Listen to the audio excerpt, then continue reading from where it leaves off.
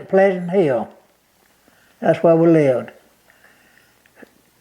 It had about three stores.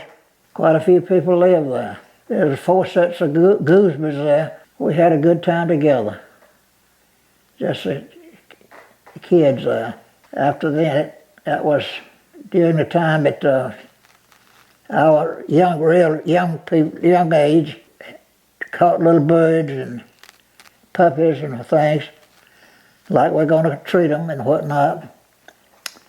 And our grandpa, Daniel, he made us little traps to catch them, and the little triggers that go with it to catch birds.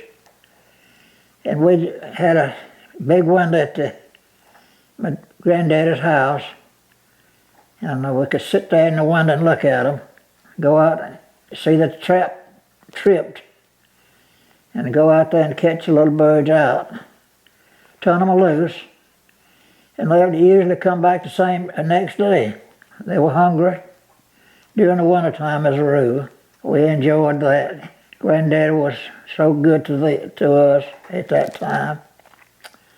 He carried us fishing on the Flint River a lot of times. He was good at fishing. Dinah with her, yeah. She was a wonderful lady.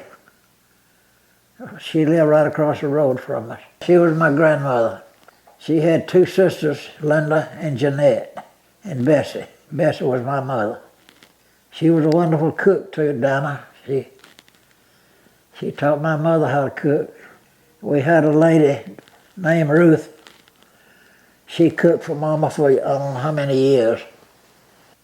Had hoe cake and gingerbread, ginger cake. We call them ginger cakes, big cakes. Just warm right out of the oven.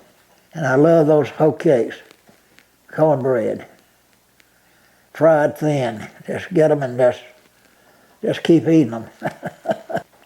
That was good days back then. Woodland was a nice town. It had a bank, several stores, automobile shop. Back then, the old automobiles were coming in at a while, and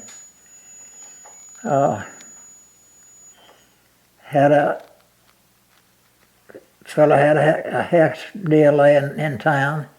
Tom Conkle was our barber, and he was always mighty nice.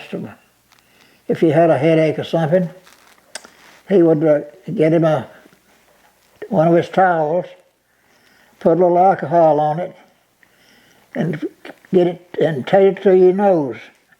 And a lot of times it would help your head. He did that to me a lot of times when I was coming through there and been to a lot of places and tired and worn out.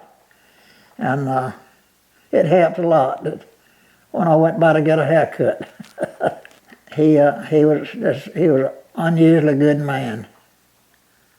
Boots Birdsong had a store there. He kept some wild animals in it, monkey or 2 and maybe a crow or 2. And he had I don't know how many little Chihuahua dogs. I treated his little dogs for how many years. He loved those little dogs. He had a son that lived in Manchester, E.B. Birdsong Jr. Had just one son.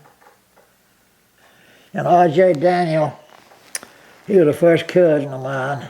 His daddy and my mother were brothers and sisters, half-sisters and brothers. We had a sawmill, old steam-operated sawmill. I loved the dogs, and I just felt like I wanted to go try to help the animals, really. And I got to thinking about it, and that's what kind of put me in Auburn.